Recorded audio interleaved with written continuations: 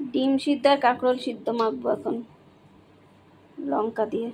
এটা কোনোদিন খাইনি, তাই দেখি আজকে ট্রাই করে কেমন লাগে। কাঁচা সর্ষের তেল দিলাম,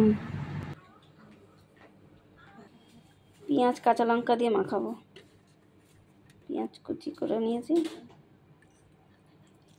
এটা একটা নতুন রেসিপি, একজনের কাছে শুনে করলাম আজকে, ট্রাই করে দেখি গরম ভাতে কেমন লাগে। কাঁকরোল সিদ্ধ আর ডিম সিদ্ধ কাঁচা লঙ্কা দিয়ে পেঁয়াজ কুচি আর সর্ষের তেল দিয়ে মাখিয়েছি, বেশ ভালোই লাগলো, কিন্তু গরম ভাতে খুব সুন্দর লেগেছে।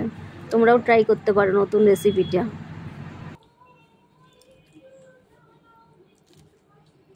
দিদি গান করছে।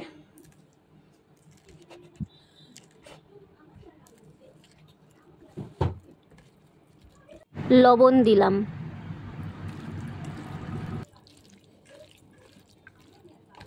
কাঁকরোল সিদ্ধ আর ডিম সিদ্ধ মাখিয়ে কে কে খেয়েছো একটু বলো। আজকের মেনু হচ্ছে সাদা ভাত আর ইলিশ মাছের মাথা দিয়ে চাল কুমড়ো, আর কাঁকরোল সিদ্ধ ডিম সিদ্ধ দিয়ে মাখানো হয়েছে, আর হচ্ছে থোড় ভাজা।